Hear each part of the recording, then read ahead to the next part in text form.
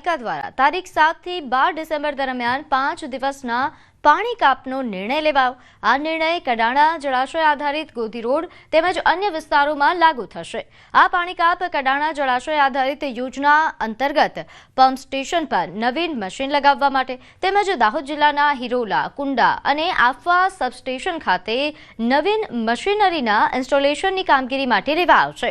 નગરપાલિકા દ્વારા જાહેર જનતાને પાણી કાપ દરમિયાન પાણીનો વધારે સંગ્રહ કરવા અને પાણીનો પૂરતો ઉપયોગ માટે વિનંતી કરવામાં આવી છે।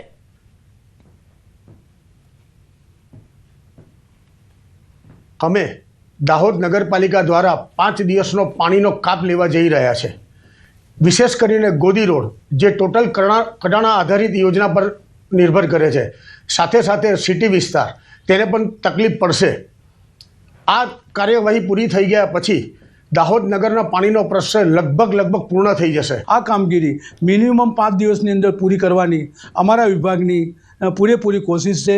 ગ્રામજનોને મારી નમ્ર વિનંતી છે અને શહેરીજનોને મારી નમ્ર વિનંતી છે કે આ સમય દરમિયાન આપ સૌ પીવાના પાણીનો કરકસરથી અને સ્ટોરેજ કરી રાખો અને 5 દિવસમાં આ સ્ટોરેજ કરીને કરકસરપૂર્વક પાણીનો ઉપયોગ કરો તેવી આપ સૌને મારી નમ્ર વિનંતી છે। ગોદી રોડ પર જે પાણી સદંતર બંધ રહેશે એના માટે સ્ટોક માટે પાણીનો સપ્લાય જે સમયે આવશે એ સમય આવશે જ, છેલ્લા સમય સુધી આવશે તો આપ લોકો સ્ટોક કરી રાખશો અને જ્યાં જરૂર લાગશે ત્યાં માટે અમે લોકો બેઠા છે વ્યવસ્થા કરવા માટે। નગરના મહાત્મા મંદિર ખાતે નાબાર્ડ દ્વારા અર્થ સમિટ 2025નું આયોજન કરાયું, જેમાં કેન્દ્રીય ગૃહમંત્રી અને સહકાર મંત્રી અમિત શાહ ઉપસ્થિત રહ્યા। અમિત શાહે ધ અર્થ સમિટ 2025-26નું ઉદ્ઘાટન કર્યું। આ ઉપરાંત સહકાર મંત્રી અમિત શાહના હસ્તે સહકાર સારથી એપનું લોકાર્પણ।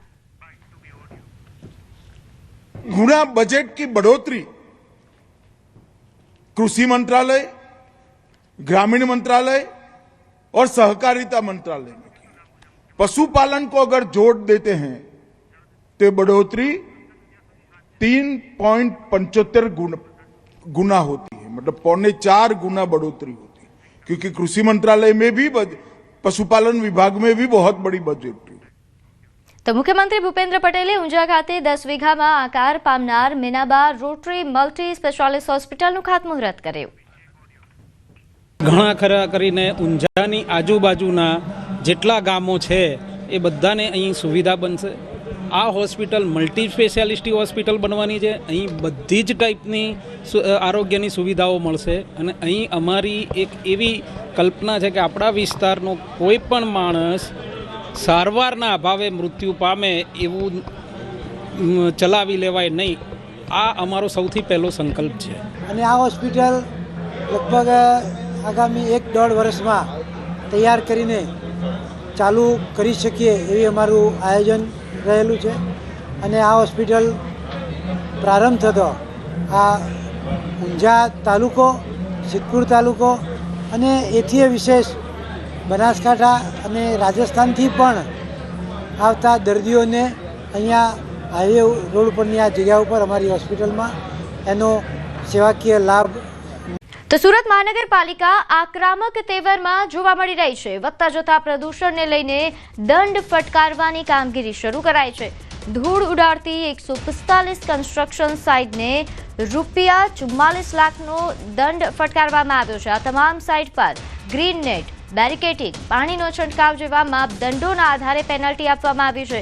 નવા વિકસતા મોટા વરાછામાં 26 તો અઠવામાં 22 સામે કાર્યવાહી થઈ। હવા પ્રદૂષણની ચિંતા વચ્ચે રાજ્ય સ્તરે હાલ ડ્રાઈવની હલચલ જોવા મળી રહી છે।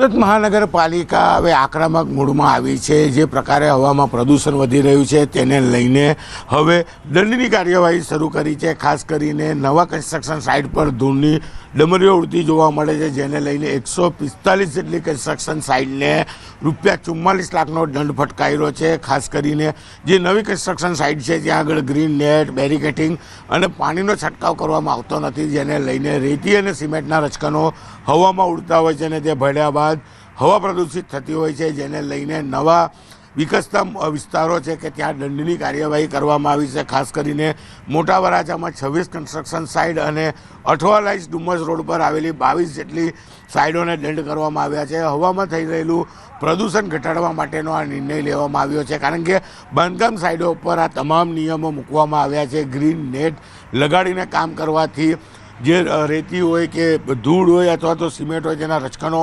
હવામાં ના પડે, પાણીનો છંટકાવ કરવાનો હોય, પણ આવા કોઈપણ નિયમો નવા કન્સ્ટ્રક્શન સાઇટ પર કરવામાં નથી આવતા, જેને લઈને મહાનગરપાલિકા હવે આક્રમક મૂડમાં આવી છે અને 154 જેટલી નવી કન્સ્ટ્રક્શન સાઇટ પર 44 લાખનો દંડ ફટકાર્યો છે. ફિશિંગ દરમિયાન દરિયામાં બોટ પલટી. વેરાવળથી 2 નોટિકલ દૂર જાલેશ્વરના દરિયામાં આ ઘટના બની, જ્યાં વેરાવળની બોટ દરિયામાં માછીમારી માટે ગઈ હતી.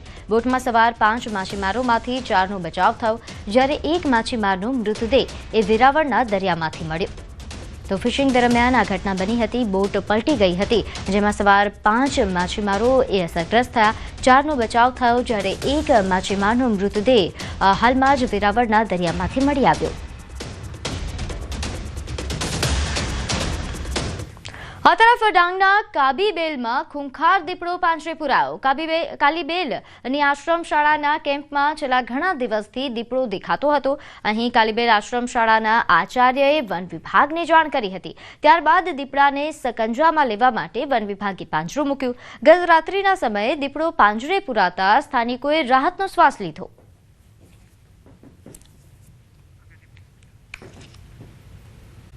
ખેડૂતો માટે આશીર્વાદ સમાન હોય છે, પરંતુ સુરેન્દ્રનગરના વઢવાણ તાલુકાના વાડલા ગામમાં અભિશાપરૂપ બની ગઈ છે.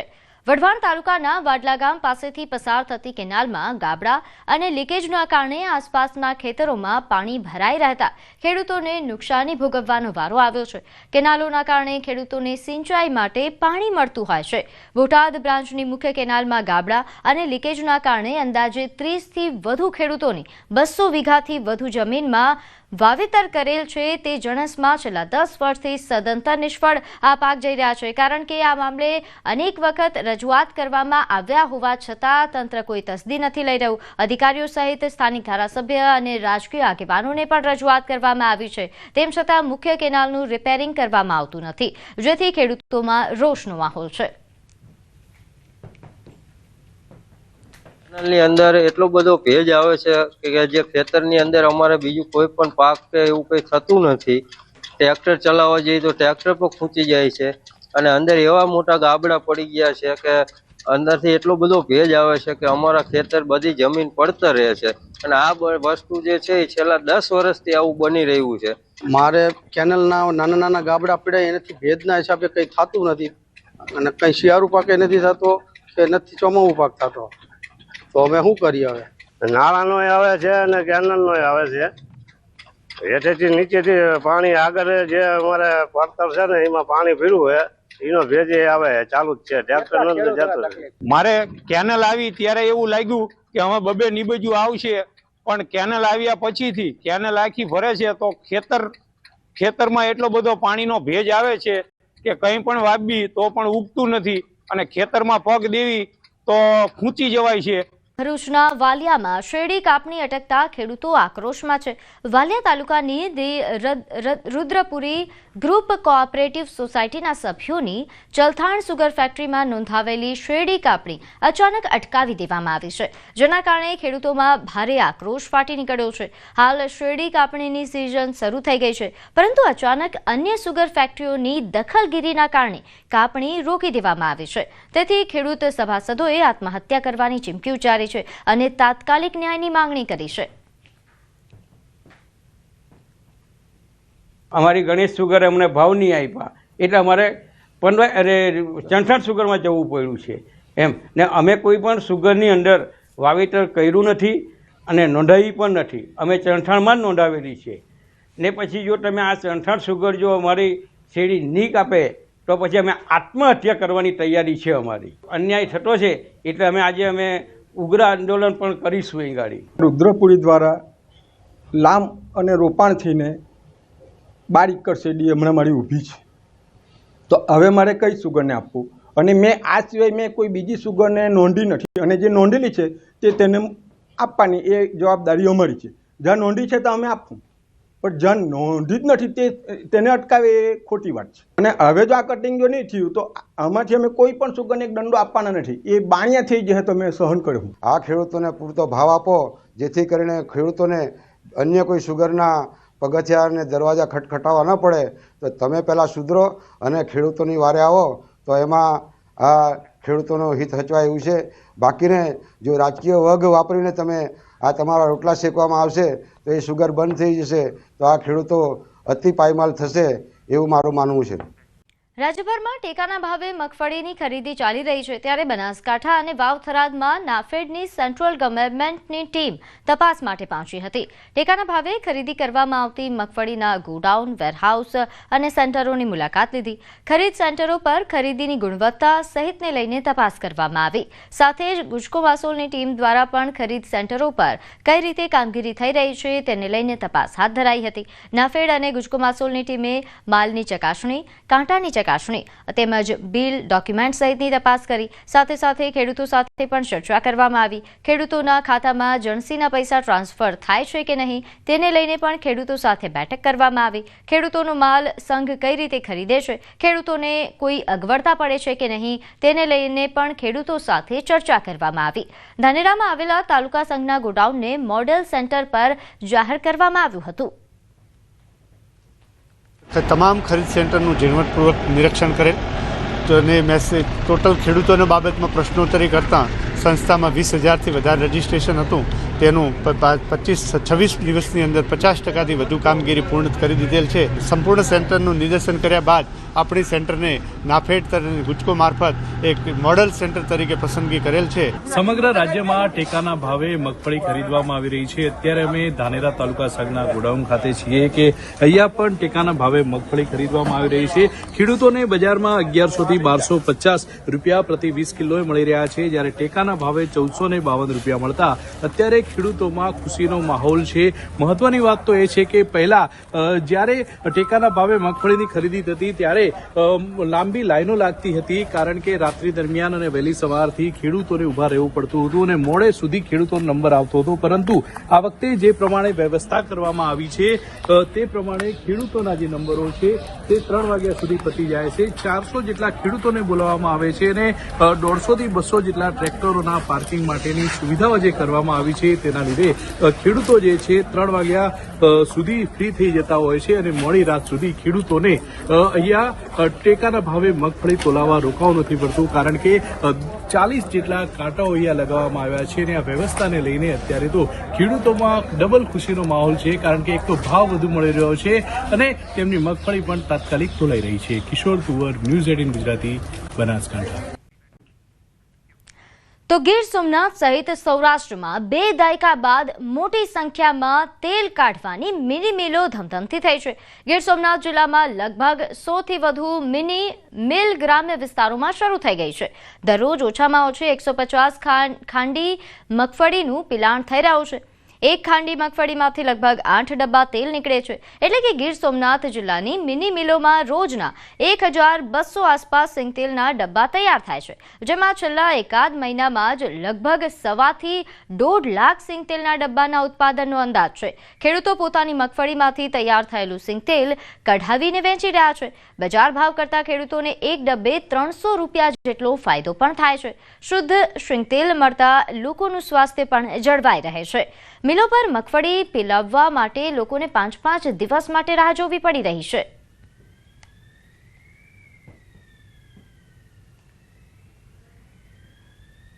સિંગતેલ લઈ જાય તો સિંગતેલ ખાવામાં એકદમ ઉત્તમ છે, બરાબર. કારણ કે ડબ્બા તો લે તો ડબ્બામાં તો કોઈ નક્કી રહેતું નથી કેટલી જાતનું તેલ હોય, તેલ સરખું હોય ને કદાચ કોઈ રીતે, પણ સિંગતેલ લે તો આપણી સામે રહે ને તો ગેરંટી ફૂલ એમ. કારણ કે ખાય ને તો 2 મહિના કોઈ ડબ્બો આપણે ખુશ્બુ હોય.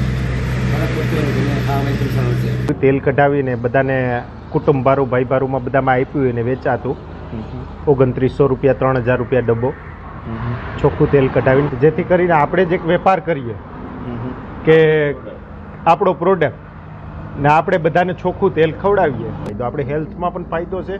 તમારે દવાખાને ન જવું પડે એમ આ તેલ ખાવ તો. માણસો સવારમાં ઉઠીને આપણે પહેલાં તો કમાવા માટે ગોતતા હતા, આજે શુદ્ધતાને ગોતવા માટે કરીએ છીએ. અત્યારે ખેડૂત પોતાની માંડવી લઈને કાઢે છે, પોતાની પાકેલી માંડવી પોતાના કુટુંબવાળાને પણ સેલ મતલબ વેચીને આપે છે કે ભાઈ ના પૂરતી મારા માંડવીનો ભાવ મળી જાય અને લોકોને શુદ્ધ ખાવા તેલ મળી જાય. એમ કે જે કાચું તેલ કાઢવા મળે, કાચું એટલે મીન્સ કે કોઈ રિફાઇનરી વગરનું, અને કાપડથી ગાળીને કાઢવામાં આવે છે અને ડબલ ફિલ્ટર કરીને કરે. બ્રિજ અંગે મોટા સમાચાર સામે આવી રહ્યા છે. અમદાવાદ મ્યુનિસિપલ કોર્પોરેશને નિષ્ણાંતોની કમિટીની રચના કરી છે. તપાસ બાદ કમિટીએ બ્રિજ અંગે રિપોર્ટ સોંપશે. 5 દિવસ કમિટી અલગ અલગ ટેકનિકલ એક્સપર્ટ પાસેથી રિપોર્ટ માંગશે. બ્રિજના 2 સ્લેબને જોડતા ભાગમાં તિરાડ પડી છે. આ તિરાડના પગલે બ્રિજનો એક ભાગ બેસી ગયો છે. બ્રિજના કુલ 72 મીટર લાંબા સ્પાનમાં ખામી ઊભી થઈ છે. 72 મીટરમાંથી 18 મીટરના એક સ્પાનમાં તિરાડ છે. તો બ્રિજના ભાગમાં પડેલી તિરાડ ઉપરથી નીચે સુધી પહોંચી હોય તેવા પ્રકારની સૂત્રો દ્વારા માહિતી પ્રાપ્ત થઈ રહી છે. તિરાડના પગલે બ્રિજનો ભાગ 2 ઇંચ નીચે દબાયો છે. તિરાડવાળો સ્પાન એ રિપેરિંગ કરવો કે નહીં કે નવો બનાવવો તે અંતે એક્સપર્ટ્સ પાસેથી રિપોર્ટ આ અંગે મંગાવવામાં આવશે. એક્સપર્ટ્સના રિપોર્ટ બાદ આખરી નિર્ણય કરવામાં આવશે. હાલ પૂરતો બ્રિજ સંપૂર્ણ રીતે અવરજવર માટે બંધ રહેશે. જ્યાં સુધી બ્રિજનો નિર્ણય નહીં લેવાય ત્યાં સુધી બ્રિજ સંપૂર્ણપણે બંધ રહેશે. મ્યુનિસિપલ કમિશનર બંછાનિધિ પાની સહિત ડેપ્યુટી કમિશનર બ્રિજ પર એક્સપર્ટ સાથે આ મુદ્દે મીટિંગ કરી રહ્યા છે. તો બ્રિજના તમામ બેરિંગ અને બ્રિજના બેઝની પણ ચકાસણી કરવામાં આવશે. સાથે બ્રિજમાં જે વચ્ચે તિરાડ કેમ પડી છે તે અંગે પણ તપાસ કરવામાં આવશે. નોંધનીય છે કે બ્રિજ એ વર્ષ 1973માં અવરજવર માટે ખુલ્લો મુકાયો હતો. એક્સપર્ટ્સના મતે બ્રિજનું આયુષ્ય 100 વર્ષનું હોય છે. તેમ છતાં કેમ નુકસાન થયું તે અંગે ટેકનિકલ રિપોર્ટ તૈયાર થશે. તો તપાસ બાદ કમિટી બ્રિજ અંગે રિપોર્ટ સોંપશે. રાજ્ય સરકારે પણ રિપોર્ટ અહેવાલ મંગાવ્યો છે. આ અહેવાલ રાજ્ય સરકારને આપવામાં આવશે અને પછી નિર્ણય લેવાશે કે બ્રિજને તોડી પાડવો કે નવો બનાવવો કે તે અંગે.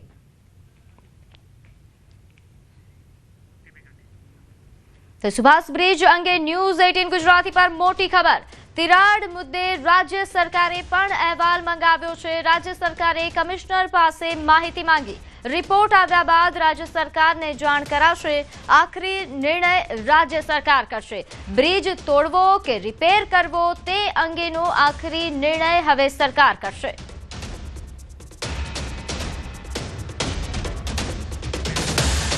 તો સુભાષ બ્રિજ કે જ્યાં તિરાડો પડતા જ હવે તપાસનો ધમધમાટ શરૂ થયો છે. નોંધનીય છે કે અહીં અમદાવાદ મ્યુનિસિપલ કોર્પોરેશન દ્વારા તપાસ કમિટીની રચના કરવામાં આવી છે. નિષ્ણાંતોની એક કમિટી તૈયાર કરવામાં આવી છે. આ નિષ્ણાંત એ 5 દિવસ સુધી તપાસ કરશે, અહેવાલ બનાવશે કે આ બ્રિજમાં ખામી પાછળના શું કારણો છે અને હાલ આ બ્રિજની જે પરિસ્થિતિ છે તેને જોતા આ બ્રિજને રિપેર કરવો કે પછી આને તોડી પાડવો તે અંગે અહેવાલ તૈયાર થશે.